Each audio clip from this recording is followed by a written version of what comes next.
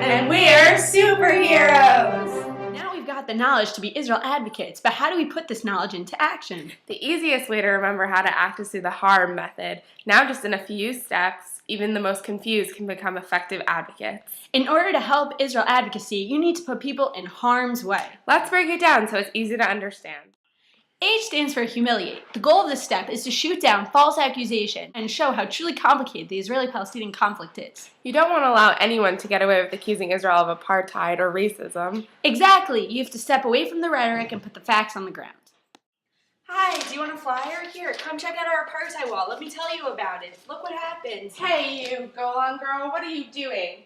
You have to step away from the rhetoric and look at the facts on the ground.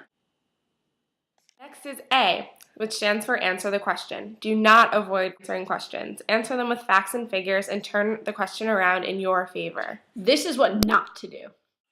Hey, Notorious Negev. What's up, go-on girl? What's Israel's weather like in the summer? No, Israel is not an apartheid state. The word apartheid is a bad term.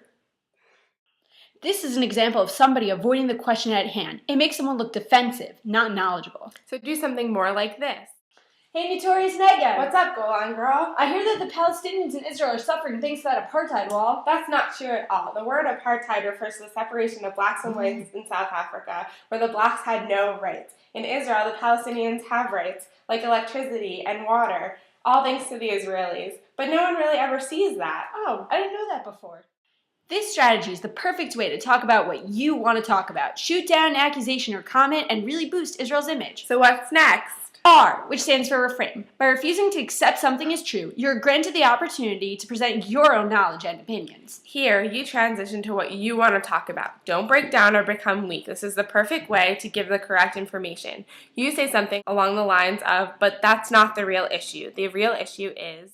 Great. Now last, but certainly not least, is M, which stands for message. This is where you say what you want to say. This is not the time to talk about the beautiful weather in Israel if someone is accusing Israel of apartheid. So this is where you have to understand who exactly you are addressing and change what information you think is most important to communicate according to your audience.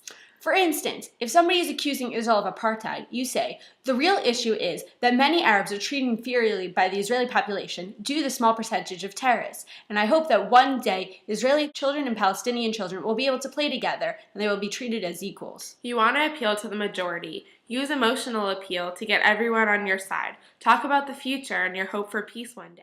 Okay, so let's review. H stands for humiliate, A, answer the question directly, R, reframe, and M, message. These 4 steps will have you on your way to being an effective advocate for Israel. And don't forget to personalize your argument with a story. Talk about Israel's values and be concise while incorporating a lot of facts.